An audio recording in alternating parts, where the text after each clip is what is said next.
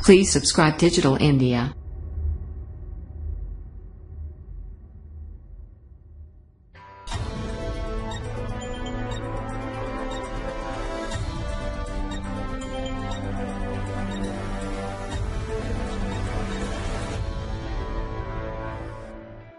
ناظرین کرام، ٹیک T V Canada پر آپ دیکھ رہے ہیں پروگرام سلگتے مسائل اور میں ہوں آپ کا میزبان آصف جاوید۔ ناظرین کرام، آپ کی نظر سے انڈیا، پاکستان اور کشمیر کے حالات جو ہے وہ مسلسل آپ کی نظر سے گزر رہے ہوں گے، اور پچھلے 3 ماہ کے دوران انڈیا، پاکستان اور کشمیر کے حالات میں ایک شدت آئی ہے، ایک تبدیلی آئی ہے، اور انڈیا اور پاکستان کے درمیان کافی حد تک کنفرنٹیشن بڑھ گئی ہے۔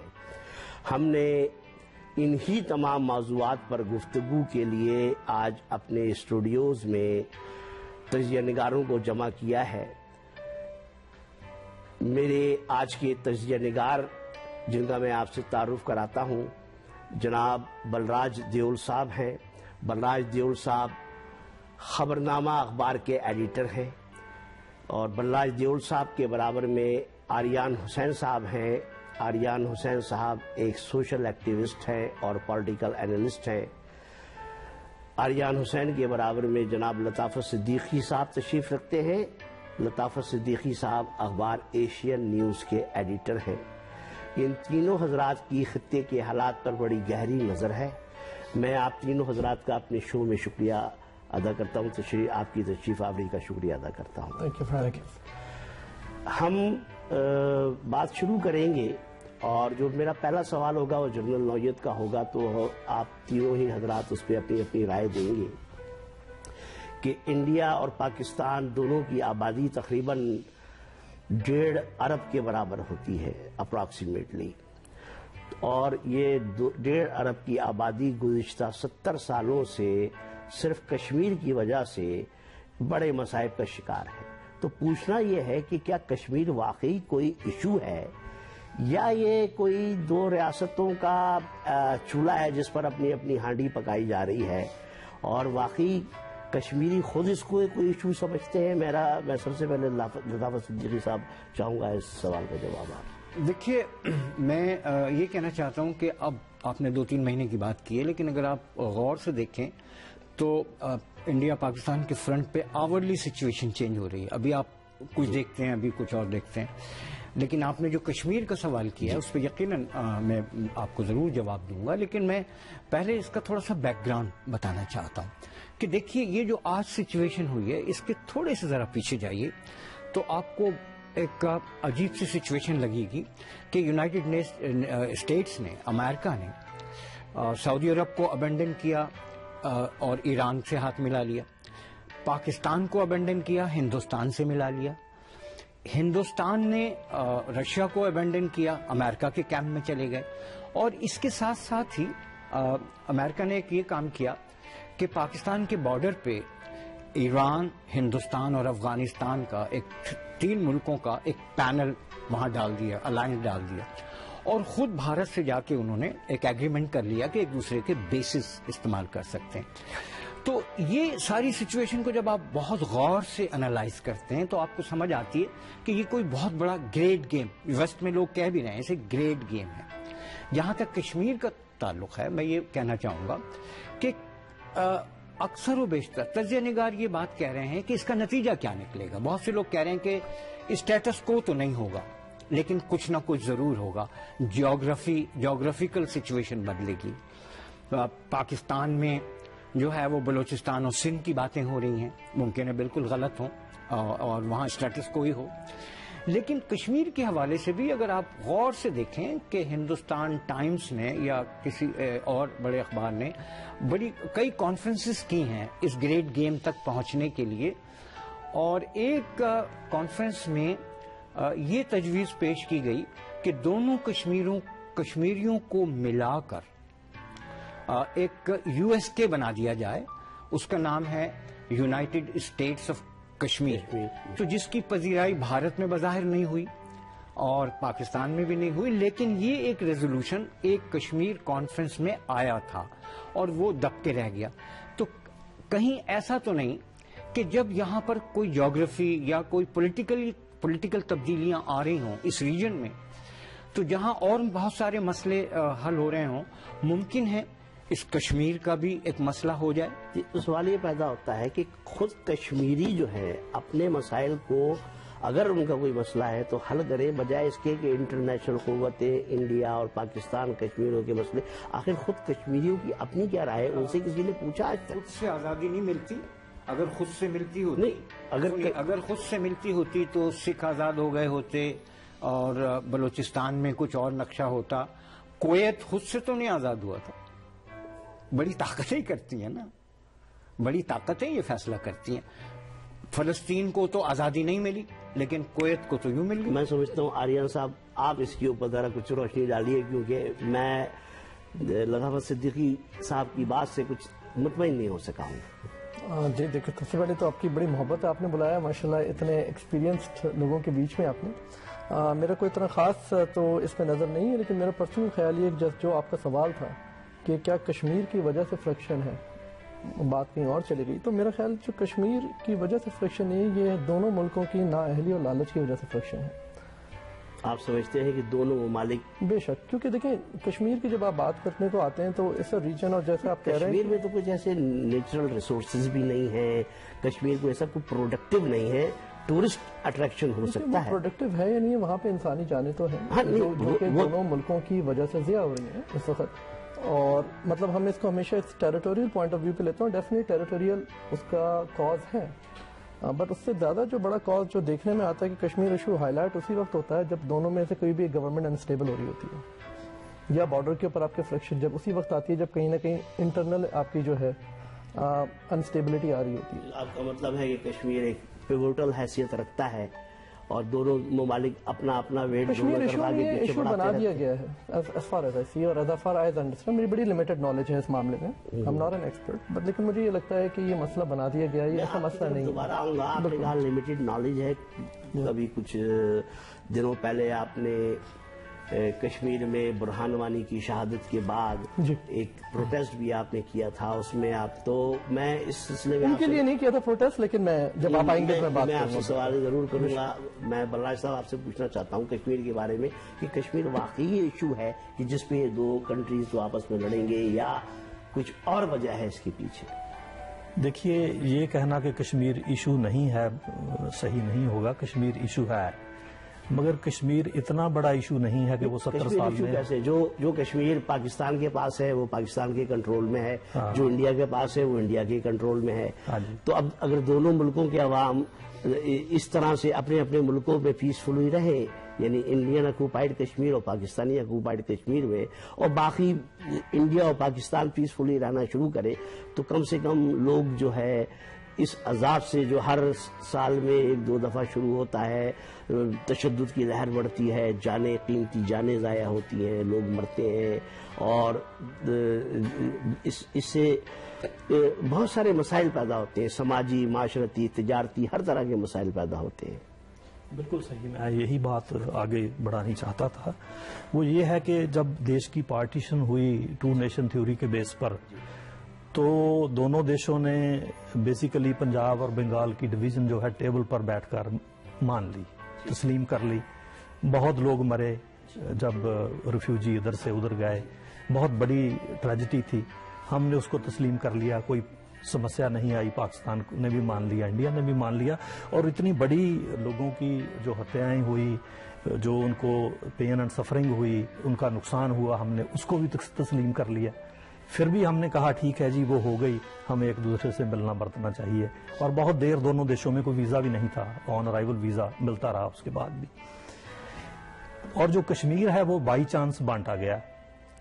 بڑا کمپلیکیٹڈ ہے کیسے کشمیر کی وہ ڈویژن ہو گئی. کشمیر تو بائی چانس بانٹا نہیں گیا. نہیں، جب ایل او سی جب آپ کہتے ہیں انڈین کشمیر اور پاکستانی کشمیر، دیکھیں دونوں نے اکوپائی کیا، جو جتنا اکوپائی کر سکا اتنا کر لیا. بالکل ٹھیک ہے، تو آپ کی بات صحیح ہے، مگر میں کہنا چاہتا ہوں کہ ہم نے پنجاب اور بنگال کی ڈویژن ٹیبل پر بیٹھ کے ہم نے تسلیم کر لی. یہ تو کشمیر کی ڈویژن بائی چانس کسی بھی وجہ سے ہو گئی، ہم اس کو کیوں نہیں تسلیم کرتے کہ بھئی چلو بھئی وہ वो बांटे गए, हमने तस्लीम कर ली, चलो ये भी बांट हो गया। ये तो बंदूक की नोक पे हुई थी डिवीजन। वो बंदूक की नोक पर भी हो गई, आओ आप बंदूक को पासे कर दें और ये LOC को हम तस्लीम कर लें एज ए इंटरनेशनल बॉर्डर, और दोनों साइड के कश्मीर के लोग और दोनों कंट्रीज के देश एक दूसरे से उनका राब्ता हो, वो बिना रोक टोक आ जाए। हाँ बिल्कुल। अच्छा देखिए, अब जो असल सवाल की तरफ मैं आता हूँ, अभी जो कश्मीर में जो हालिया तशद्दुद की जो लहर जो है बहुत तेजी से फैली, जो अभी जो ताज़ा तरीन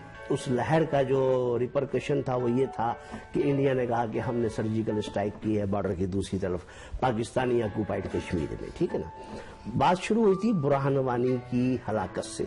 बुरहान वानी जो था वो एक टेररिस्ट था, आतंकवाद था, जो कि इंडिया की रियासत में, इंडिया के अंदर अपनी रियासत के खिलाफ लड़ रहा था।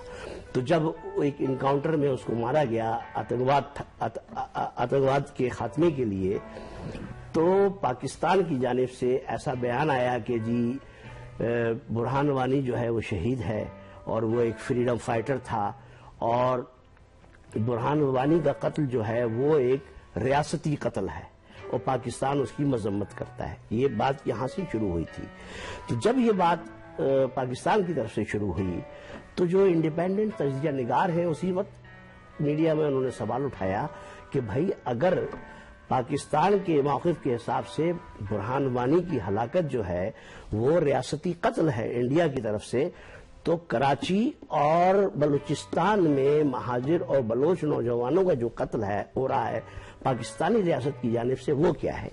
तो मैं चाहूंगा कि इस सवाल का जवाब सबसे पहले हम आर्यन साहब से पूछें, क्योंकि इन्होंने कुछ अरसा पहले एक प्रोटेस्ट में भी यहाँ शिरकत की थी, तो ये इनका विजन इस बारे में मैं समझता हूँ कि ज्यादा क्लियर है। हमारा विजन जो था, या वो प्रोटेस्ट से ज्यादा एक वो कॉन्फ्रेंस थी, और उसकी दो वजूहत थी जो कॉन्फ्रेंस हुई थी। एक तो वो ह्यूमन राइट्स बेस पे की थी, वो टेरिटोरियल बेस पे नहीं थी, जो कि आपसे बॉर्डर को डिक्लेयर कर रहे हैं, तो वो बॉर्डर के लिहाज से नहीं थी कि किस तरह से हुआ, कहाँ जाना चाहिए था।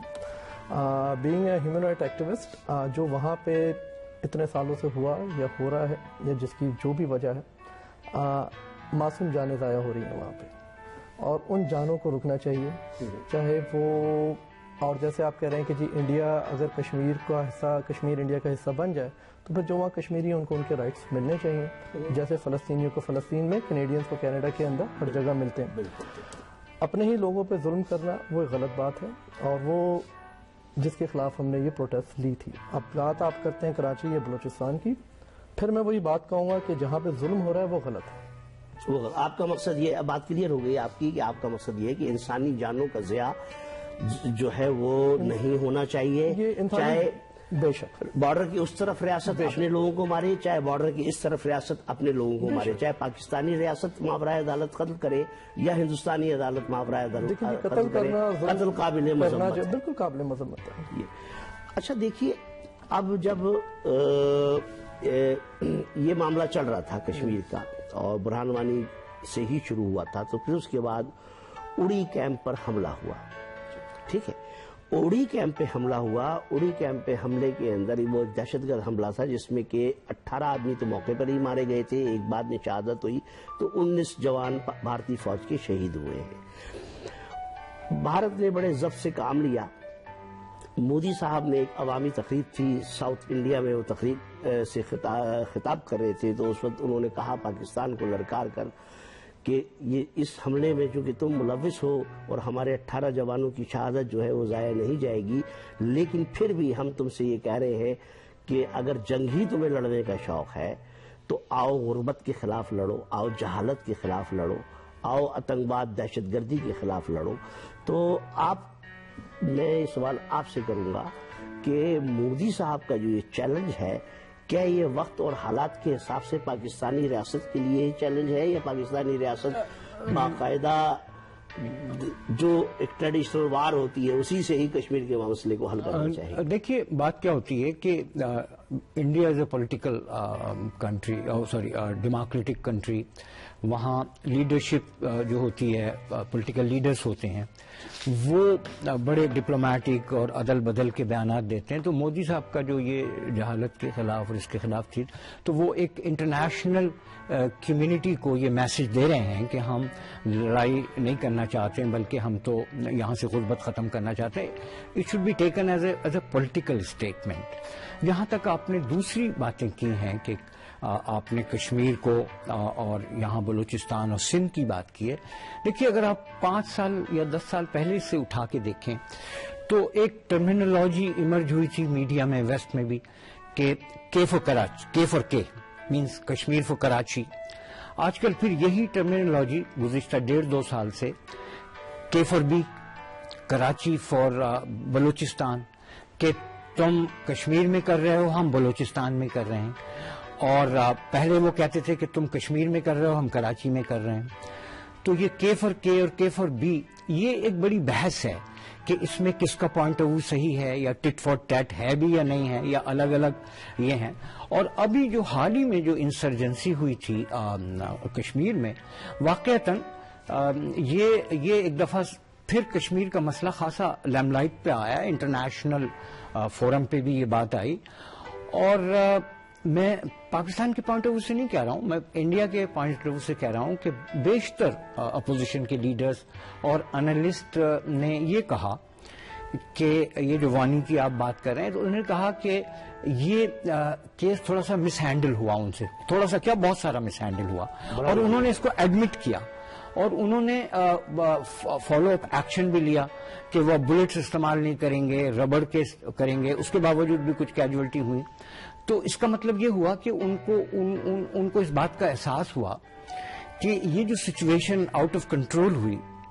اب آگے کیا ہوگا یہ میں نہیں کہہ سکتا، لیکن ان کو یہ احساس ہوا کہ وہاں لا انفورسمنٹ ایجنسیز یا سیکورٹی ایجنسیز کی لاپرواہی اور روتھلیسنس کی وجہ سے ہوا، اور ان کو انسٹرکشن دی گئی کہ پیشنس اور ریسٹرین کی بات کریں. اب اس کے کیا ریزلٹ آتے ہیں یہ تو میں نہیں کہہ سکتا، لیکن یہ اصل میں یہ کشمیر کا یہ مسئلہ ہے جو میں نے یہ تو آپ نے جو بتایا کہ بھائی انڈیا کو اگر کاؤنٹر انسرجنسی کا آپ نے ایک بتایا طریقہ کار کی کیسے وہ کیا جائے. میرے کہنے کا ایڈوانٹیج مل گیا، میرے کہنے کا مقصد ان کو انڈیا کو پھر ایڈوانٹیج مل گیا. اڑی میں جو ہوا، اب یہ تو بلیم گیم ہے. وہ کہتے ہیں ہم نے نہیں کیا، وہ کہتے ہیں آپ نے کیا. اس پہ تو ہمارے پاس کوئی پروف نہیں ہے. لیکن میں یہ کہنا چاہ رہا ہوں کہ اس حملے سے کشمیری جو وہاں جدوجہد کر رہے ہیں ان کے کاز کو نقصان پہنچا.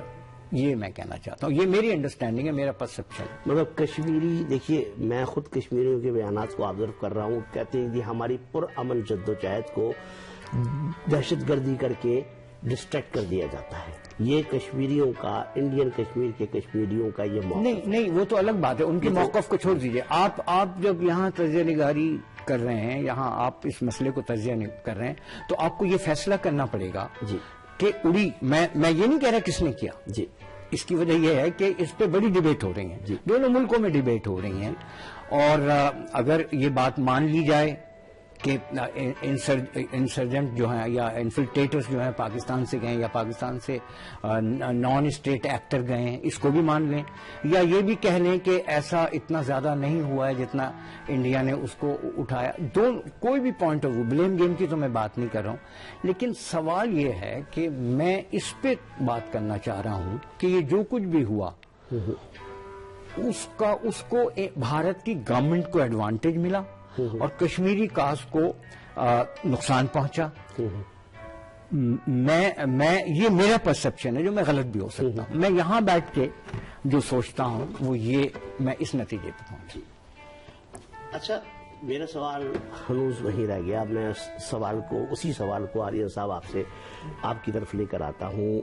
میرا سوال یہ تھا کہ کشمیر کو سامنے رکھتے ہوئے جو انڈیا اور پاکستان کے حالات ہیں، اس میں کیا زیادہ ضروری یہ ہے کہ دونوں ملک ایک دوسرے سے باقاعدہ جنگ کریں، یا اس کی بجائے دونوں ملک اپنے اپنے عوام کی فلاح و بہبود کے لیے جو چیلنجز ہیں ان چیلنجز کے ساتھ جنگ کریں، جس میں غربت سر فہرست ہے، جس میں جہالت سر فہرست ہے، دہشت گردی سر فہرست ہے؟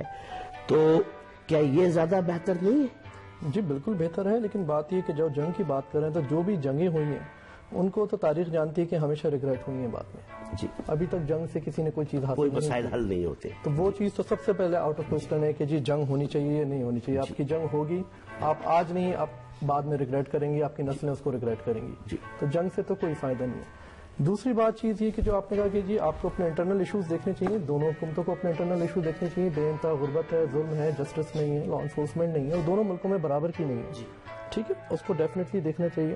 لیکن پھر اس کے ساتھ ایک چیز اور آتی ہے، اور وہ ہوتی ہے آپ کی گلوبل رسپانسبلٹی. گلوبل، آپ نے بڑے اچھی چیز، بڑا صحیح پوائنٹ کی طرف اشارہ کیا. یہ ایک آپ کی گلوبل رسپانسبلٹی ہوتی ہے. ایز اے کینیڈین ہماری گلوبل رسپانسبلٹی ہے، وی آر پیس میکرز ہے، ہم پیس بروکر ہیں. ہم یہاں بیٹھ کے مڈل ایسٹ کی بات کرتے ہیں، ہم افریقہ کی بات کرتے ہیں، تو وہ تو ہمارا نیبرہڈ بنتا ہے ایز اے پاکستانی. اگر آپ بات کرتے ہیں وہ ہمارا اسٹیک بھی ہے. ٹھیک ہے، اب وہ ایک ہمارا ٹیریٹوریل اسٹیک ہے، وہ ایک سیکنڈ چیز ہے. لیکن مین چیز یہ کہ اگر آپ کو کہیں ظلم ہوتے ہوئے نظر آ رہا ہے، جی آپ کو وائس ضرور ریز کرنی چاہیے. And I am not talking about armed infiltration یا آرمڈ آپ کی انسرجنسی کی، لیکن پاکستان کا پورا حق بنتا ہے کہ as a global stakeholder, as a سالم ملک، اگر وہاں پہ کہیں پہ ظلم ہو رہا ہے، ضروری نہیں کہ مسلمانوں پہ ہی ہو رہا ہے، وہاں پہ ان کی 27 الگ اسٹیٹس ہیں جہاں پہ بہت سارے چھوٹے چھوٹے ایشوز چل رہے ہیں. اسی طرح ہندوستان ہمیشہ جو ہے وہ پاکستان کی ذرا سی چڑیا بھی مرتی ہے تو وہاں پہ ایشو کریٹ ہو جاتا ہے.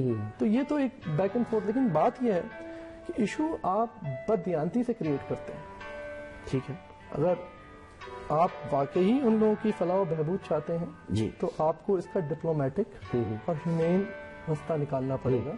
ہوتا یہ ہے کہ جب بھی کوئی ایشو کو ہم ریز کرتے ہیں یا کاز لے کے آتا ہے انڈیا سامنے یا کوئی دوسرا ملک لے کے آتا ہے، اس کا ریزن جو وہ حل نہیں ہوتا، اس میں پرسنل انٹرسٹ اور ایڈوانٹیج زیادہ ہوتا ہے، شور شرابہ زیادہ ہوتا ہے، بجائے اس کی کاز پہ فوکس کرنے کی. آپ نے وہاں پہ اتنے معصوم بچوں کے اوپر آپ نے چھرے مار مار کے ان کو اندھا کر دیا، مار دیا، اس کا کوئی جواب نہیں. دیر از نو ایکسپلینیشن ٹو دیٹ. ٹھیک ہے نا، مطلب آپ اس کو کسی طرح بھی جسٹیفائی نہیں کر سکتے کہ جی ہم نے 4000 بچوں کو زخمی کر دیا وہاں جا کے، جیسے فلسطین میں بھی ہو رہا ہے. کچھ بھی ہے وہاں پہ ان کا کوئی حق نہیں بنتا. یہاں پہ ہم جس ملک میں رہتے ہیں، اور میں تو یہیں کے حساب سے بات کروں گا، میں وہاں نہیں رہتا. مگر جو آپ میری اشارہ کر رہے ہیں، mentality اگر جو آپ اشارہ کر رہے ہیں انڈیا کا کہ جنہوں نے چھرے بھی مارے، اپنے لوگوں کو ہی مارا، تو ایسا تو پاکستان میں بھی ہو رہا ہے. کراچی اور بلوچستان کا مسئلہ بڑا اہم ہے. نوجوانوں کو گھروں سے اٹھا کر لے جایا جاتا ہے، ان پہ ٹارچر سیلز میں، ان میں جو حراست ہوتی ہے اس میں تشدد کر کے ان کو زیر حراست تشدد کر کے مار دیا جاتا ہے. پھر ویرانوں میں ان کی مشہودہ لاشیں. میں تو آپ سے یہی بات کر رہا ہوں کہ اگر ظلم کسی طرف بھی، اگر ظلم کسی بھی طرف ہے تو اس کو روکنا چاہیے، چاہے وہ آپ انڈیا کی بات کریں چاہے پاکستان. اگر آپ کو لگتا ہے کہ جی بلوچستان میں ایشوز ہیں، اور ایشوز ہوتے ہیں ہر جگہ پہ، یہاں پہ امریکہ میں اتنا بڑا ایشو چل رہا ہے، بلیک لائف میٹر، آپ دیکھ رہے ہیں کیا سارے عام بازاروں میں چیزیں چل رہی ہیں. لیکن اگر آپ اس کو دیانت سے صحیح طریقے سے حل کرنا چاہیں گے تو بلوچستان میں بھی کوئی ایشو نہیں ہوگا، کراچی میں بھی اور کشمیر میں. لیکن جب تک ہم اس کو ایک سیاسی کریڈیبلٹی بناتے رہیں گے اپنی، مطلب آپ کے کہنے کا مقصد یہ ہے کہ ہم بلیم گیم نہ کریں، ہم اپنے گریبان میں منہ ڈالیں. دونوں ریاستیں ہمارے اپنے گریبان میں منہ ڈال کے. لیڈرز نہیں ہیں جی پاکستان اور ہندوستان میں انفارچونیٹلی، اور ہماری جو لیڈرشپ آتی ہے وہ ہمیشہ اپوزیشن سے آتی ہے. آپ مسئلہ کھڑا کریں، اس کو آگے لے کے جائیں، آپ لیڈر بن جاتے ہیں. ابھی تک ہماری کوئی لیڈرشپ ملک کو بنانے میں نہیں آئی کہ ہم نے ملک کو بنایا تو اس وجہ سے لیڈر بنے. وہ لیڈر اس لیے بنے کہ انہوں نے اینٹی پالیٹکس کی ہے. آپ ہندوستان کی تاریخ اٹھا لیں یا پاکستان کی دیکھ لیں، کہیں بھی آپ کو پروڈکٹیو پالیٹکس نظر نہیں آئے گی کہ جی انہوں نے اتنا بڑا کام کیا ہے. بلراج صاحب، تو بہت شکریہ. بلراج صاحب، آپ کیا کہیں گے اس کیا غربت جہالت کے خلاف جنگ لڑنا چاہیے؟ دیکھو یہ بہت آئیڈیلسٹ، ہیز ینگ، تو ینگ ایج میں آئیڈیلسٹ باتیں آدمی کرتا ہے، تو یہ بڑی آئیڈیلسٹ بات ہے کہ غربت کے خلاف جنگ ہونی چاہیے. ہے تو صحیح یہ بات، مگر غربت کے خلاف جنگ تبھی ہوگی جب فنڈامنٹل جو ناٹ فنڈامنٹل رائٹس، فنڈامنٹل سمسیایں ہیں، ایشوز ہیں، وہ حل ہوں گے تو تب ہوگا. جب صاف کنفرنٹیشن ختم ہونی چاہیے. جب آپ کشمیر کی طرف دیکھیں گے تو ایک بات بہت کلیئر ہے کہ پاکستان اکتوبر 47 سے اس ایریے میں ہندوستان کے خلاف پراکسی جنگ لڑ رہا ہے، اور وہ اس پراکسی جنگ میں پچھلے 3 4 5 سالوں میں بہت زیادہ تیزی آئی ہے. اسپیشلی جو طالبان کی کریشن ہے اس کے بعد وہ جو ایلیمنٹس ہیں اسلامک فنڈامنٹلسٹ جو نان اسٹیٹ ایکٹرز ہم کہتے ہیں وہ انوالو ہو گئے، جن کو پاکستان کی جو فوج ہے اس کی پوری سپورٹ ہے، وہ ٹریننگ دیتے ہیں. تو سرحد کے پار سے یا ایل او سی کے پار سے، ایون انٹرنیشنل بارڈر پنجاب کے پار سے پاکستان کی طرف سے جو جہادی آتے ہیں، جو یہاں پر ٹیررسٹ ایکٹ ہو رہے ہیں، وہ بہت بڑی پرابلم ہے. یہی نہیں، آپ دھیان سے دیکھیں تو ویلی میں جو یوتھ ہے وہ مذہب کے نام پر ریڈیکلائز کیا جا رہا ہے، جو کہ بہت بڑا خطرہ ہے. جب ہم پاکستان کی اور افغانستان کی طرف دیکھتے ہیں، کیا سمسیا ہے؟ اب افغانستان کو سٹیبلائز کرنے کے لیے ساری انٹرنیشنل کمیونٹی نے کتنے سال لگا دیے 2001 سے لا کر، اب تک سٹیبلائز نہیں ہوا، کیونکہ بہت زیادہ لوگ ریڈیکلائز ہو چکے ہیں اور بدیشی دخل لگاتار چل رہا ہے. اور پاکستان میں بھی ریڈیکلائز یوتھ ہو چکا ہے مذہب کے نام پر. وہی جو پروسیس ہے اب ایکسپورٹ کیا جا رہا ہے کشمیر میں. کشمیر میں اگر ہم ہیومن رائٹس کی بات کریں تو 5 لاکھ پنڈت جو وہاں سے نکال دیے گئے، جو صدیوں سے وہاں پر بس رہے تھے، ان کا جو ہیومن رائٹس ہیں ان کا بھی ہنن ہوا ہے. جو ایتھنک کلینسنگ ہوئی ہے وہ بھی بہت بڑی پرابلم ہے. سو بیسیکلی میں سمجھتا ہوں کہ کشمیر پاکستان کی آرمی کے لیے ایک نیسیسٹی بن چکا ہے ان کی ایگزسٹنس کے لیے. پاکستان کی آرمی سدھارن آرمی نہیں ہے. پاکستان کی آرمی کے پاس پولیٹیکل طاقت بھی ہے، انڈسٹریل کمپلیکس ان کے پاس جو ہے، اکنامک طاقت بھی انہی کے پاس ہے. سو آرمی از لاٹ مور دین آرمی ان پاکستان. ان کا جو وجود ہے، اگر کشمیر کی سمسیا ختم ہو جائے، حل ہو جائے، تو ان کا جو اتنا بڑا وجود ہے، 5-7 لاکھ کی نفری ہے اور اتنا بڑا بجٹ ہے ان کا، اس کی ضرورت ختم ہو جائے گی. ان کو جو انٹائٹلمنٹس ہیں وہ ختم ہو جائے گی. آپ کی اس بات کے تناظر میں انہوں نے ایک بات، آریان صاحب نے بڑی عمدہ بات کی تھی گلوبل ریسپانسبلٹی کی. کہ سوال یہ پیدا ہوتا ہے کہ اگر جیسے آپ کی بات، جیسے آپ کا تجزیہ کہ جی کشمیر کا ایشو ہر وقت اٹھائے رکھنا، پاکستان کی جو اسٹیبلشمنٹ ہے، جس کو کہ آپ ملٹری اسٹیبلشمنٹ کے زیادہ بہتر لفظ یہ کہہ سکتے ہیں، اس کی ضرورت ہے. تو اگر یہ دیکھا جائے تو اس کا مطلب یہ ہے کہ پورے خطے کے 1.5 ارب عوام جو ہے ان کو آپ نے اسٹینڈ بائی کیا ہوا ہے اپنے مفادات کے لیے. تو یہ جو گلوبل ریسپانسبلٹی کی بات ہو رہی ہے، تو جب یہ چیز آپ سمجھ سکتے ہیں تو آخر جو اطراف کے ممالک ہیں اور جو انٹرنیشنل پالیٹکس کے جو بروکرز ہیں وہ بھی سمجھتے ہیں، تو کیا ان کے بھی مفادات ہیں اس چیز کو جاری رکھنے میں؟ تبھی تو چیز جاری ہے. ورنہ گلوبل ریسپانسبلٹی کی بات آتی ہے تو پھر یہی ممالک بیچ میں پڑتے ہیں. دیکھو، میں اس بات کو سے سہمت نہیں ہوں کہ انٹرنیشنل جو لوگ ہیں، جہاں سے بڑی طاقتیں ہیں، ان کی وجہ سے ہی یہ پرابلم چل رہی ہے. وہ تھوڑا بہت اس کو ایگریویٹ ٹائم ٹو ٹائم جو ان کو سوٹ کرتا ہے کرتے رہے ہیں، اس میں کوئی شک نہیں ہے. مگر جو فنڈامنٹل بات ہے وہ 2 نیشن تھیوری، جب آپ اس کی جڑ تک جائیں گے تو 2 نیشن تھیوری اس کی جڑ ہے. اگر 2 نیشن تھیوری پر جس پر پاکستان بنایا گیا تھا وہ صحیح نہیں تھی، اب انٹلیکچوئل اس کو تسلیم کرتے ہیں بہت کہ وہ صحیح نہیں تھی.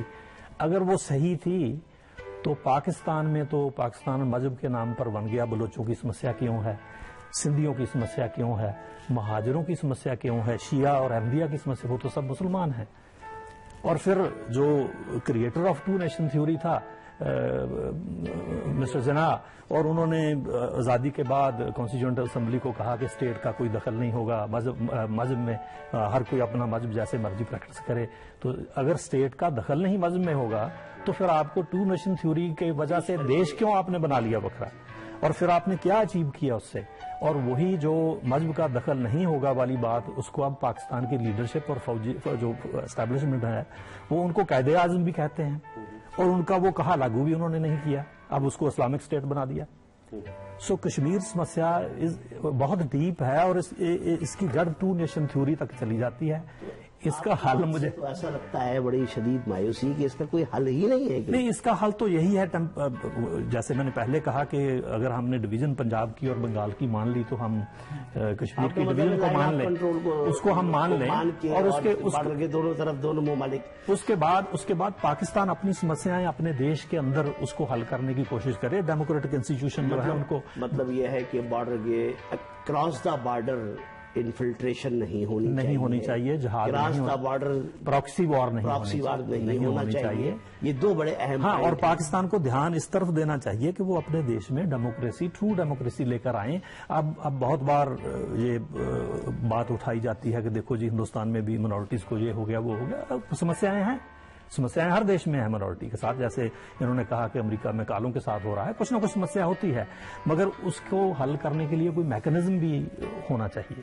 تو ہندوستان میں وہ میکنزم ہے، کیونکہ وہاں پر ڈیموکریٹک انسٹیٹیوشنز بنائے گئے، ان کو لگاتار اسٹرینتھن کیا گیا.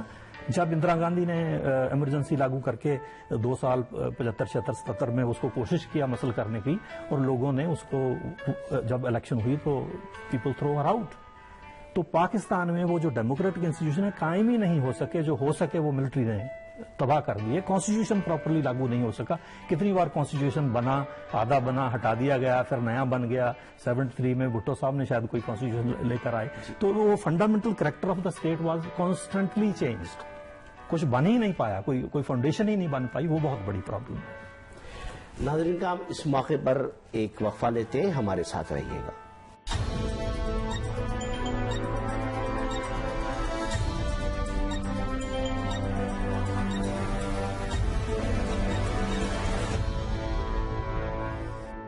ناظرین کا ہمارے ساتھ رہنے کا بہت بہت شکریہ. بات کر رہے تھے ہم کشمیر کی، اور کشمیر کے تناظر میں بات جب آگے چلی تو پورے خطے کی بات آ گئی. لگتا ہے یہ آگ پورے خطے میں پھیل گئی ہے. پاکستان اور انڈیا کی جو کنفرنٹیشن ہے اس سے پورا خطہ متاثر ہوا ہے. سارک کانفرنس، سارک جو سربراہ کانفرنس تھی وہ نہیں ہو سکی، بائیکاٹ کیا گیا، اور بالآخر سارک سربراہ کانفرنس کو منسوخ کرنا پڑا.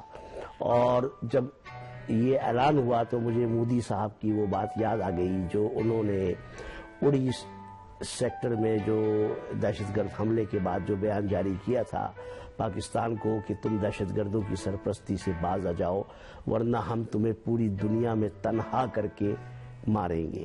مطلب پوری دنیا میں ہم تمہیں تنہا کر دیں گے، جس کو سفارتی تنہائی کہتے ہیں. تو مجھے ایسا لگتا ہے کہ سارک سربراہ کانفرنس کی جو منسوخی ہوئی تو اسی وجہ سے ہوئی نا کہ انڈیا کے علاوہ جو دوسرے ممالک تھے انہوں نے بھی شرکت سے انکار کر دیا. تو آپ بتائیے کیا پاکستان واقعی عالمی طور پر سفارتی تنہائی کا شکار ہو گیا ہے یا یہ کوئی اور بات ہے؟ سر، ہم تو گزشتہ 4 سال سے یہ کہتے رہے ہیں، اپنے ریڈیو، دوسرے پروگرام میں، اخبارات میں بھی لکھتے رہے ہیں کہ پاکستان کی سول اینڈ ملٹری لیڈرشپ کو یہ سوچنا پڑے گا یا ان کو اس بات کا احساس ہونا چاہیے کہ تم یہ تو دیکھو تمہارے ساتھ ہے کون، آس پاس تو دیکھو. آئسولیشن پہ بات کریں گے، لیکن پہلا جو بات کی تھی آپ نے کہ یہ کتنا سیریس مسئلہ ہے، اور اس سیریس مسئلے کے ساتھ ساتھ آپ یہ دیکھیے ایک نیا پہلو ایمرج ہو کیا ہے کہ عالمی برادری کوئی ایفرٹس نہیں کر رہی ہے کہ اس مسئلے کو کیسے ریزالو کریں. یہ ایک بڑا سیریس سبجیکٹ ہے، اور یہ سیریس سبجیکٹ آپ کو یہ بتاتا ہے کہ ڈرائنگ روم میں بیٹھ کے ٹریڈیشنل باتیں، روٹین باتیں کرنے سے کوئی مسئلہ نہیں ہوگا. یہ بہت سیریس مسئلہ ہے. جب اڑی میں اٹیک ہوا تو اس وقت ہی ود این آورس یہ بات طے ہو گئی تھی کہ اب پرائم منسٹر نریندر مودی صاحب کو ایکشن لینا پڑے گا، اس لیے کہ اتنا بڑا ایک جو ہے وہ کریٹ ہو گئی تھی سچویشن، اور اس پہ انہوں نے ایکشن لیا، کم لیا، وائلنس کی وہاں پر یا پریسیشن کیا، اندر جا کے گھس کے انہوں نے سرجیکل آپریشن کیا یا جو کچھ بھی کیا، تو وہ ایک الگ بحث ہے. لیکن ان کو ایکشن لینا پڑا اور اپنے عوام کو خاموش کرنا پڑا. لیکن اس کے ساتھ ساتھ جو دوسرے مسائل ایمرج ہوئے ہیں اور اب جو صورتحال بڑھ گئی ہے کہ انہوں نے پورے بارڈر پہ اپنی فوج کو بڑھاتے چلے آ رہے ہیں. پہلے کشمیر کے بارڈر پہ، اب پنجاب کے بارڈر پہ، راجستھان پہ، اور ان کے لیڈران یہ کہہ رہے ہیں اور ملٹری کی لیڈرشپ یہ کہہ رہی ہے کہ پاکستان کو انگیج کرو. وہ جانتے ہیں کہ یہ جو ہے پاکستان تو آلریڈی انگیج ہے، وہ تو ہے، وہ چاہتے ہیں نا کہ ان کا 2 لاکھ فوج آپ کی وہاں پڑی ہوئی ہے. اور دوسری بات یہ ہے کہ اسی حوالے سے میں بات کرنا چاہوں گا کہ جیسے ہی یہ اڑی کا مسئلہ ہوا تھا تو ودن 24 آور مجھے یہ احساس ہو گیا تھا کہ وار تھیٹر جو پاکستان، افغانستان اور بھارت کا جو یہ وار تھیٹر ہے یہ شفٹ ہو گیا ہے یونائٹڈ نیشنز میں یا خود نئی دہلی میں. اور پھر آپ نے دیکھا جتنی ایکٹیویٹیز ہیں، اب یونائٹڈ نیشنز کی جنرل اسمبلی میں تو ایک راؤنڈ ہو گیا، اب ایک راؤنڈ اور ہوگا بھارت کا، اور بھارت سے جو کچھ بھی خبریں آپ کو آ رہی ہیں وار لائک سچویشن ہے، اور عالمی برادری ایک تماشائی بن کے رہ گئی ہے، اور وہ یہ نہیں کہہ رہی ہیں کہ دونوں کے پاس نیوکلیر آرمز ہیں، میزائلز ہیں. اگر خدا نخواستہ کل کو وار اسکلیٹ کرتی ہے، وار ہو جاتی ہے. اب کل ہی میں نے جو ہے انڈیا کے بہت سارے ٹیلی ویژن اور اخبارات پڑھے ہیں، ان کی جو سول اینڈ ملٹری لیڈرشپ ہے وہ یہ کہہ رہی ہے کہ بارڈر پہ اور لائن آف کنٹرول پہ ہلکا ہاتھ مت رکھو، کانسنٹریٹڈ فائرنگ کرو. آئسولیٹڈ ایونٹ سے پاکستان کو کوئی فرق نہیں پڑے گا، کانسنٹریٹڈ اٹیک میں جاؤ گے اور آپ ان کی پاکستان کی آرمی کو بارڈر پہ انگیج کرو گے تو تم جو ریزلٹ چاہتے ہو وہ تمہیں ملیں گے، آئسولیٹڈ میں نہیں ہوں گے.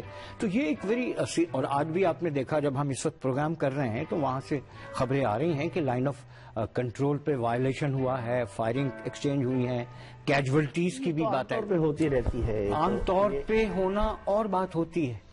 اس سے پہلے 10-10 کلومیٹر کے گاؤں تو نہیں خالی کرا لیے تھے، اس دفعہ تو وائلیشن کہہ کے ہو رہی ہے. پہلے تو یہ ہوتا تھا نا، پہلے جو ہوتا تھا تو وہ یہ کہتے تھے کہ نہیں ہم نے تو جوابی کارروائی کی ہے، پہلے بھارت نے کی ہے، بھارت کہتا تھا کہ نہیں پاکستان نے کی ہے. آج کی کارروائی کو ماضی کی وائلیشن سے نہ کریں. آج کل وائلیشن تو ہو ہی رہی ہے لیکن وائلیشن کہہ کے ہو رہی ہے اور پراؤڈ فیل کر رہے ہیں کہ ہم نے اتنے مار دیے وہ مار دیے. تو اس سچویشن کو ماضی کی سچویشن سے کمپیئر نہ کریں، it's a very very grave situation. اور جب میں یہ کہتا ہوں کہ وار تھیٹر انڈیا میں چلا گیا ہے یا یونائٹڈ نیشنز میں ہوا ہے، اور میں یونائٹڈ نیشنز کے جب میں کہتا ہوں کہ وہاں کی جنرل اسمبلی میں ایک راؤنڈ ہو چکا ہے، اب دوسرا راؤنڈ جو ہوگا یونائٹڈ نیشنز پلس اکنامی. آپ کو پتا ہے کہ آپ دونوں ملک بلا وجہ پٹنگ اے بریو فیس، اکانومی بہت زیادہ خراب ہو رہی ہے اور بھارت کی اکانومی پاکستان سے یقیناً بہتر ہے، تو پاکستان کی اکانومی کی وہ پوزیشن نہیں ہے. تو وہ ان کا جب یہ کانسنٹریٹڈ اٹیک کرنا چاہتے ہیں لائن آف کنٹرول پہ یا دوسرے بارڈر پہ، تو وہ پاکستان کو اکنامکلی ویک کرنا چاہتے ہیں اور پولیٹیکلی آئسولیٹ کرنا چاہتے ہیں. وہ انہوں نے اعلان کر کے کیا.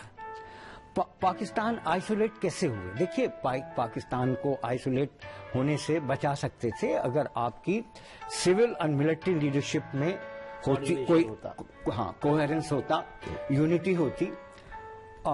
مودی صاحب نے، نریندر مودی صاحب نے ایک کارڈ کھیلا، رائیونڈ آئے، نواز شریف کو ریسائپروکیٹ نہیں کرنے دیا. براک اوباما صاحب نے انٹرنیشنل کانفرنس بلائی نیوکلیر پہ، نواز شریف نے اور مودی صاحب نے دونوں نے ایکسپٹ کر لیا کہ وہ واشنگٹن آئیں گے اور اس امپورٹنٹ کانفرنس میں شرکت کریں گے. نواز شریف صاحب کو وہاں نہیں جانے دیا. اس بات سے بحث نہیں میں کر رہا ہوں کہ کس نے نہیں جانے دیا، یہ میرا سبجیکٹ نہیں ہے، لیکن یہ ایک گراؤنڈ ریالٹی ہے. تو پھر کیا ہوا وہاں پر کہ وہ آپ نے پھر دیکھا پھر کتنی چیزیں آپ کے سامنے ایمرج ہوئیں. ایران، انڈیا اور افغانستان کا الائنس، انڈیا اور امریکہ کا الائنس، تو پھر ہم آئسولیٹ ہوتے چلے گئے. دوسری بات یہ کہ جب سعودی عرب نے آپ سے فوج مانگی تو آپ نے انہیں فوج بھی نہیں دی. اور وہ جو ہمارے انٹیریئر منسٹر ہیں نثار علی صاحب، انہوں نے یو اے ای کو برا بھلا کہا اور ایران کے صدر کے ساتھ وہ کیا.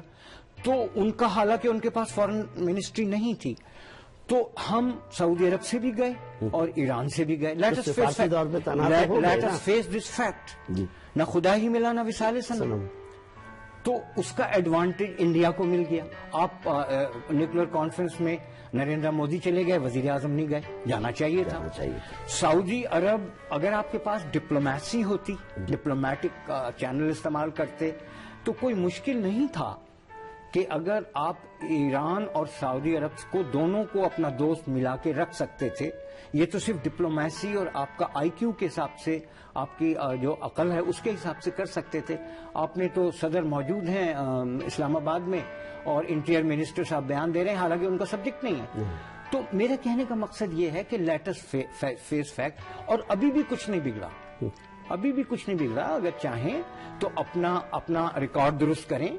اور نواز شریف نے ایک اچھا کارڈ کھیلا ہے کہ انہوں نے آل پارٹی کانفرنس بلائی ہے اور اس میں بیٹھ کے اگر وہ چاہیں تو آئسولیشن سے بچ سکتے ہیں، ورنہ مشکلات ہوں۔ عارض صاحب آپ بتائیے کہ کیا واقعی ہم سفارتی تنہائی کا شکار ہو چکے ہیں، یا کہ جیسے کہ بتایا علامہ صدیقی صاحب نے کہا انہیں کی بات کو ہم تسلیم کر لیں؟ آپ کا اپنا میں اپنا پوائنٹ آف ویو دوں گا، لیکن اس سے پہلے میں ایک تھوڑی سی بات اور کرنا چاہوں گا۔ جیسے سر یہاں کہہ رہے تھے کہ کشمیر جو ہے وہ پاک آرمی کی ضرورت ہے، تو میں یہاں پہ امبیسڈر نہیں ہوں پاک آرمی کو ڈیفینڈ کرنے کے لیے، لیکن ایک چیز یہ ہے کہ اگر وہ پاکستان آرمی کی ضرورت ہے تو اتنی ہندوستان فوج کی بھی ضرورت ہے وہ، کیونکہ جب بھی وہاں اسکلیشن ہوتی ہے پہلے سویلینس پہ اسکلیشن ہوتی ہے تو پھر بیانات آتے ہیں۔ دوسری چیز جیسے بھی آپ نے ارلیئر کہا کہ جی پاکستان نے کہا کہ جی برہان وانی فریڈم فائٹر ہے، Pakistan has taken an stand. اگر ان کو اتنا دوسروں کے ملک میں میں بات بتا رہا ہوں نا، پلیز سنیں نا بات میری۔ تو اسی طرح سے جب یہ کے فور کے اور کے فور بی بات کرتے ہیں تو پھر ہندوستان کو بھی فرم اسٹینڈ لینا چاہیے اور کہنا چاہیے کہ جی کراچی میں بھی ظلم ہو رہا ہے اور ہم ان کا ساتھ دے رہے ہیں، بجائے اس کے کہ وہ وہاں سے لوگ بھیجیں۔ جیسے بات ہو رہی ہے کہ جی پاکستان سے لوگ ہندوستان جاتے ہیں ٹرینڈ ہو کے، اسی طرح وہاں سے بھی آتے ہیں۔ آپ نے بھی کہا کہ کے فور بی، ٹھیک ہے نا، تو وہاں بلوچستان میں بھی انفلٹریشن ہو رہی ہے، کراچی میں بھی انفلٹریشن ہو رہی ہے۔ تو مطلب یہ نہیں کہ ایک کو ڈیفینڈ کرنا، کہنے کا مقصد یہ کہ یہ چیزیں دونوں طرف سے ہو رہی ہیں۔ تو اور جب تک ہم اپنا پوائنٹ آف ویو پورا نہیں رکھیں گے اور کینوس کو بڑا نہیں رکھیں گے اور صرف ایک بائس چیز لے کے رہیں گے کہ جی آپ کر رہے ہیں آپ کر رہے ہیں، دس ول ناٹ بی سالوڈ۔ یہ تو خیر وہ بات ہوگی، ہم سفارتی بات یہ کہ یہ ہندوستان کی خواہش ضرور ہے، لیکن اس میں یہ ہمارا ڈپلومیٹک سربراہ کانفرنس منسوخ ہونا، یہ ہمارا انٹرنل ڈپلومیٹک فیلئر ہے جس کا ایڈوانٹیج انہوں نے لیا ہے، ٹھیک ہے۔ خواہش ہونا اور اس خواہش کو پورا کرنے کی طاقت رکھنا دو الگ چیز ہے۔ خواہش ان کی ضرور تھی، پوری اس وجہ سے ہوئی ہے کہ ہمارا اپنا ڈپلومیٹک فیلئر ہے، اپنا ہے نا، بالکل ہمارا ہے، اس میں ان کی طاقت کا ہاتھ نہیں ہے، کیونکہ وی آر ناٹ، کیونکہ ہماری جو گورنمنٹ حماقتوں کا ہاتھ ہماری ہے، حماقتیں ہیں، اپنی غلط پالیسیوں کا ہاتھ، ہماری غلط پالیسی، ہماری ڈپلومیٹک فیلئر ہے یہ، لیکن ہماری اپنی وجہ سے، جس وجہ سے ہماری اپنی کنٹری جو ہماری گورنمنٹ جس حال پہ بیٹھی ہوئی ہے، that is the reason, that's one of the reasons، کیونکہ ہم جمہوری طور پہ democratically we are not strong at this moment۔ کیوں صاحب آپ بتائیے، مودی صاحب کامیاب ہو گئے پاکستان کو سفارتی طور پر تنہا کرنے میں؟ بلراج جی دیکھو اس سمے تو ایسا ہی لگتا ہے کہ پاکستان ڈپلومیٹکلی آئسولیٹ ہو چکا ہے۔ اس میں مودی صاحب کا ایک بہت بڑا ایڈوانٹیج ہے مودی صاحب کے ہاتھ میں، وہ دیش کا سائز اور آرمی کا سائز نہیں ہے، یا اکانومی کا سائز نہیں ہے، وہ یہ ایڈوانٹیج ہے کہ مودی صاحب فیصلہ کرنے کے لیے آزاد ہیں، ان کے پاس بہمت ہے، سالڈ میجورٹی ہے، اور وہ جو کہیں گے جنرلز انڈیا کے وہی کریں گے۔ آن the other hand Nawaz Sharif کے پاس وہ نہیں ہے، اس کو وہ کرنا پڑتا ہے، وہ جنرلز کہتے ہیں اس کو کرنے کے لیے، تو وہ بیچارہ کلیئر ڈپلومیٹک کوئی سٹینڈ کیسے لے گا؟ نواز شریف کے ہاتھ بندھے ہوئے ہیں آرمی کی وجہ سے۔ سو آئسولیشن کا ایک آپ کے کہنے کا مطلب ہے کہ انڈیا میں ایک اسٹرانگ ڈیموکریٹک گورنمنٹ ہے اور جو military under civilian strong tradition ہے اس کی، تو ایک تو یہ وجہ ہے، پاکستان میں صورتحال بالکل برعکس ہے۔ سو ایک تو یہ کارن ہے، اور دوسرا کارن یہ ہے کہ یہ ٹھیک ہے کہ ٹائم پر ایسے ایشوز اٹھتے رہے ہیں کہ ہندوستان کراچی میں دخل دیتا ہے، ہندوستان بلوچستان میں دخل دیتا ہے۔ ابھی مہینہ پہلے تک تو ہندوستان کی کوئی پالیسی نہیں تھی بلوچستان میں آفیشلی، اب تو انہوں نے کہہ دیا ہے کہ وہاں پر وائلیشن ہوتے ہیں اور ہم بلوچ اسٹرگل کی سپورٹ کرتے ہیں، اب تو کہہ دیا ہے، مگر مہینہ پہلے تک وہ نہیں تھی۔ بلوچی زبان میں ریڈیو چینل بھی شروع، ہاں وہ نہیں تھا، مہینہ پہلے تک وہ نہیں تھا۔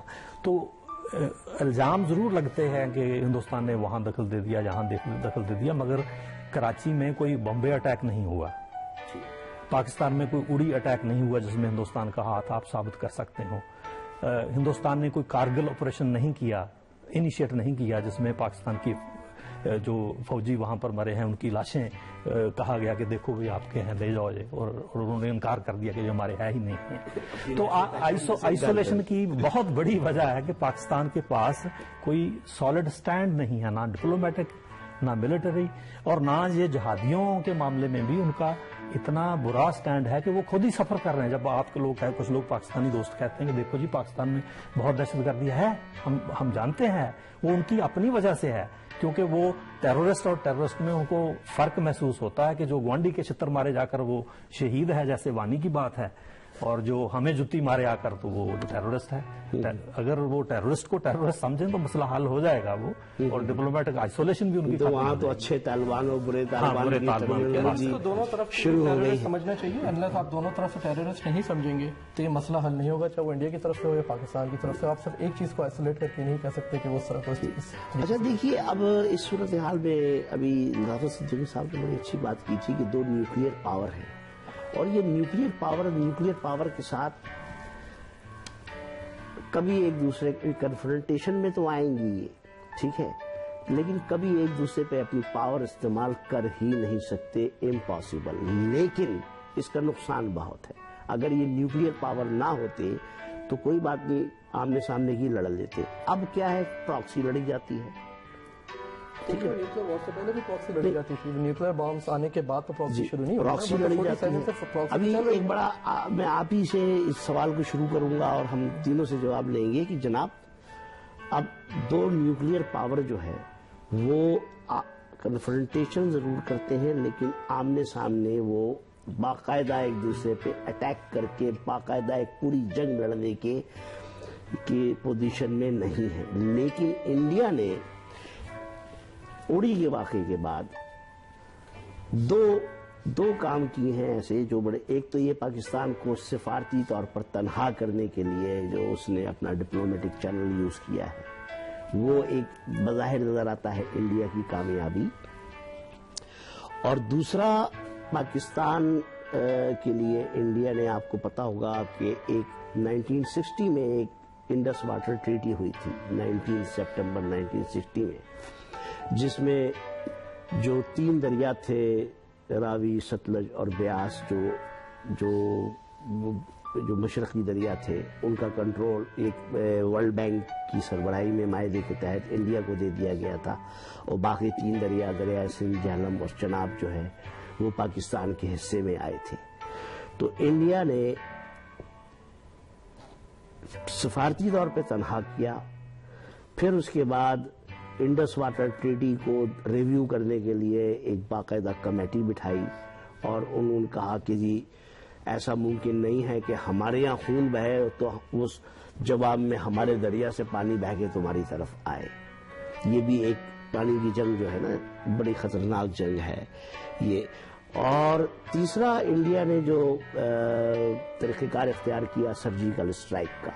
تو میں اس سلسلے میں چاہتا ہوں کہ آپ ذرا ان 3 باتوں کو بیس کرتے ہوئے جو ذرا اپنا تجزیہ دیجئے. پھر جی میں آپ نے پہلے تو نیوکلیئر کی بات کر لیں. نیوکلیئر کوئی ایسی چیز نہیں ہے کہ آپ کوئی ایک پسٹل ہے یا بندوق ہے, آپ نے ادھر فائر کیا ادھر کے, ایسا نہیں ہے.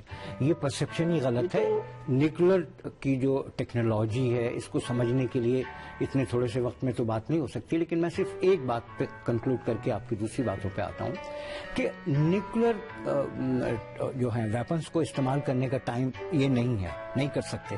خود جنہوں نے یہ نیوکلیئر بنایا ہے, جنہوں نے ہیروشیما اور ناگاساکی پہ بم مارے ہیں, اگر آج بھی وہ بم پھینکنا چاہیں تو آج کے دور میں یہ پاسبل نہیں ہے. جب اس چیز کو جب تک نہیں سمجھیں گے تو اس کو سمجھ میں نہیں آئے گی. اگر ہم ساری بات کو اسی بات سے آگے بڑھاتے ہیں کہ جی وار نہیں ہوگی, ہمارے پاس بھی ایٹم بم ہے, آپ کے پاس بھی ایٹم بم ہے, لیکن اس کے ساتھ ساتھ دوسرے بھی تو واقعات اور حالات اور سرکمسٹانسز اور ریزن ہوتے ہیں, ان کو نہیں سمجھ رہے ہیں. ہم صرف یہ سمجھ رہے ہیں کہ بیلنس ہو گیا, آپ کے پاس بھی ہے, ہمارے پاس بھی ہے. اب آپ دیکھیے نا, آپ کے وائلیشن کر رہے ہیں نا بھارت, تو بھارت وائلیشن کر کے کہہ بھی رہے ہیں کہ ہم گھسے, لائن آف سرجیکل کہہ رہے ہیں, وہ اسٹرائک کہہ رہے ہیں. لیکن اگر سرجیکل اسٹرائک نہیں بھی ہے تو میں نے پہلے کہا وائلیشن تو ہوا ہے. تو پاکستان کو تو اقوام متحدہ میں لے جانا چاہیے تھا کہ یہ تو بھارت خود کہہ رہا ہے کہ ہم نے وائلیشن.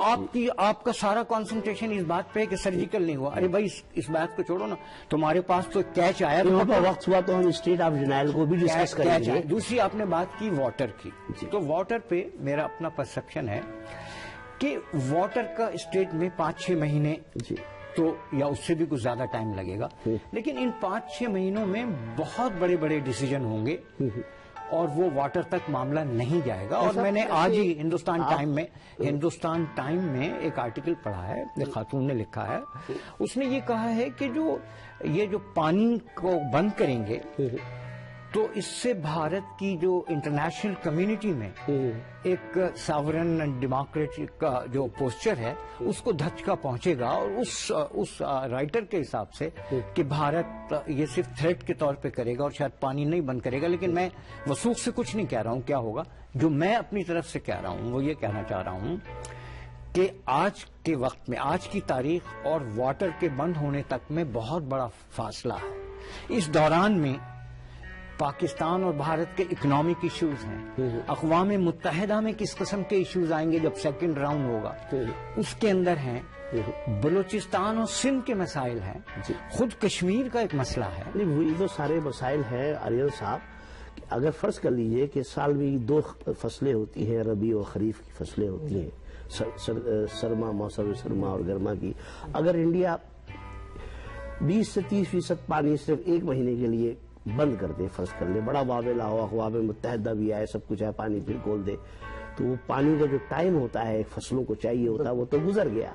تو اس کی مار اکنامک کس کو پڑے گی؟ ہمیں کو, مطلب پاکستان کو ہی پڑے گی. تو میں یہی پوچھنا چاہتا ہوں کہ یہ کانسیکوینسز ہیں. یہ 2 نیوکلیئر پاورز جو ہیں اگر اپنے ایشوز کو حل نہیں کرے گی تو پھر جنگ جو ہے وہ دوسری شکل اختیار کرے گی. آپ بتائیے کہ یہ تھریٹس ہے یا نہیں؟ تھریٹس تو سرٹنلی ہیں. جب آپ تو لوگ فرکشن میں آتے ہیں یا ایک دوسرے کے خلاف آتے ہیں تو وہ تو ہر طرح کا حربہ استعمال ہو سکتا ہے اور ہوتا ہے. لیکن پرابلم جو مجھے نظر آتی ہے, یہ تھریٹ سے زیادہ ان کے انٹرنل گیمز ہیں کنٹریز کے, جن کو یہ صرف یوز کر رہے ہیں as a tool to stabilise their selves. میرا نہیں خیال کہ بات وہاں تک پہنچے گی جیسے یہ فرما رہے ہیں, and I agree with it. اور اس کی وجہ صرف یہ کہ پانی روکنا ہے یا نیوکلیر بم چلانا ہے یا وار کرنی ہے. تو اتنی بڑی آرمی ہے اور جس طرح سے یہ سر فرما رہے ہیں یہاں پہ کہ جی وار ہنگری ہے, پاکستان آرمی بیٹھی ہوئی ہے, تو پتہ نہیں کتنی جنگیں ہوگی, کیا کیا ہو جاتا. We are not in that کیو ایج اینی مور. ایک انڈیا ایک اپنی ملک ہے, وہ اپنے ملک کو چلا رہے ہیں, جسٹ لائک دیٹ پاکستان اپنے ملک کو چلا رہا ہے. There are internal issues which are separate, but I don't think it will go anywhere with such threats.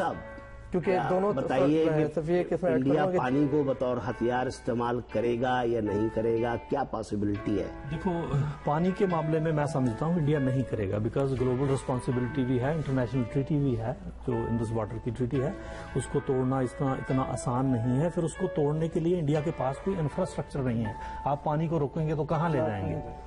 پانی کب چھوڑتے ہیں؟ جب برسات کا موسم ہوتا ہے تو پانی چھوڑتے ہیں, دریاؤں میں زیادہ پانی آتا ہے. حالت تو یہ ہے کہ جب برسات ہوتی ہے تو انڈیا کی طرف بھی ہڑ آ جاتے ہیں, تو اس کو وہ پانی سنبھالا نہیں جاتا, تو چھوڑنا ہی پڑتا ہے. تو مجھے لگتا ہے کہ اسٹریٹجک ایک پینتڑا ہے ایسا جو انہوں نے لیا ہے.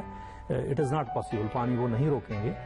ویسے ہی ایز ڈپلومیٹ. آپ کا مطلب یہ ہے کہ پانی کا ایشو جو ہے وہ اتنا امپورٹنٹ نہیں ہے. امپورٹنٹ تو بہت ہے.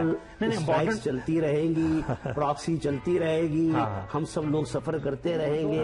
اندر سے اتنے کمزور ہیں کہ وہ کوئی ایسا کام نہیں کر سکتے. آپ اوپر سے کچھ بھی دکھاتے رہیں تو انٹرنلی اتنا بڑا موضوع ہے. آپ اس کو سرجیکل کو پراکسی کیوں کہہ رہے ہیں؟ انہوں نے ملٹری اندر گئی ہے, انہوں نے کہا ہم نے ہیلی کاپٹر استعمال کیے. نہیں, میں نے آپ سے کہا 2, پراکسی بھی چلتی رہے گی, سرجیکل اسٹرائک بھی سرجیکل. یہ ادیب صاحب نے جو بات کی ہے, انفراسٹرکچر کی ضرورت ہوتی ہے. جب ماؤ زے تونگ آزادی کی جنگ لڑ رہے تھے تو چیانگ کائی شیک کی فورسز جو تھیں وہ یلو ریور کو بند کٹ مار دیتے تھے اور ان کے سارے سولجر بہہ جاتے تھے. تو ماؤ زے تونگ نے کہا کہ چھوٹے چھوٹے نالے بناؤ, چھوٹی چھوٹی نالیاں بناؤ, اور ان کے پہاڑوں تک لے گئے وہ پانی کو, اور انہوں نے کہا کہ سوئمنگ کرنا سیکھو, اور اس کے بعد وہ کامیاب ہو گئے. تو انڈیا کو بھی انفراسٹرکچر تو بنانا پڑے گا, مگر جس طرح کے ایونٹس بہت تیز ہو رہے ہیں. اور آپ نے شروع میں ایک بات کہی کہ پرائم منسٹر نریندر مودی نے یہ کہا کہ ہمیں جنگ لڑنی ہے بھوک کے خلاف, جہالت کے خلاف, افلاس کے خلاف. لیکن انہوں نے 2 پوائنٹ کہے کہ ہم پاکستان کو پولیٹیکلی اور اکنامکلی آئسولیٹ کریں گے. تو پولیٹیکلی تو آپ نے دیکھا سارک میں بات سامنے آ گئی, اور دوسرے معاملے میں بھی آ جائے گی. اگر کل کو اقوام متحدہ میں کوئی مسئلہ آیا تو ہمارے ووٹ کم ہیں, بلکہ نہ ہونے کے برابر ہیں. تو یہ بڑا سیریس مسئلہ ہے. اگر بات آگے بڑھی تو وہ پانی کو اکنامک اپنے ایشو کے لیے، اکنامک کو کمزور کرنے کے لیے پاکستان کو یہ بھی استعمال کر سکتے ہیں، اس لیے کہ لو اینڈ وار میں تو ساری چیز جائز ہے۔ ناظرین کرام، گفتگو آپ نے ملاحظہ فرمائی، ہمارے تجزیہ نگاروں کے تجزیے بھی آپ کے سامنے، آپ کی نظر سے گزرے۔ یہ بڑا گمبھیر مسئلہ ہے اور اس کو دو بڑے ملک اب تک ان ایشوز کو حل نہیں کر سکے۔ 70 سال گزر گئے، لیکن بہرحال امید کی جا سکتی ہے کہ یہ مسائل حل ہو جائیں، اور تمام دنیا کے جتنے بھی مسائل ہوتے ہیں وہ ہمیشہ بات چیت کے ذریعے ہی حل ہوتے ہیں۔ جو گفتگو آج ہم نے یہاں پر کی، یہ بھی ایک طرح کا نیریٹو ہے، دنیا میں اس کو دیکھا بھی جاتا ہے، سنا بھی جاتا ہے، ارباب اختیار کی نظر سے بھی یہ باتیں گزرتی ہیں۔ ہم امید کرتے ہیں کہ دونوں ممالک کے سربراہان، دونوں ممالک کی حکومتیں، دونوں ریاستیں اس ایشو کی اہمیت کو سمجھیں گی، انسانی جانوں کی قدر و قیمت کو سمجھیں گی، اور دونوں ممالک اپنے اپنے ملکوں کے عوام کی صورتحال کو سمجھتے ہوئے اپنے ملک کو ترقی دینے کے لیے کچھ نہ کچھ ایسا ضرور کریں گے کہ کسی حل کی طرف جائیں۔ اس امید پر آج کا پروگرام ختم کرتے ہیں۔ ہمارے ساتھ رہنے کا شکریہ۔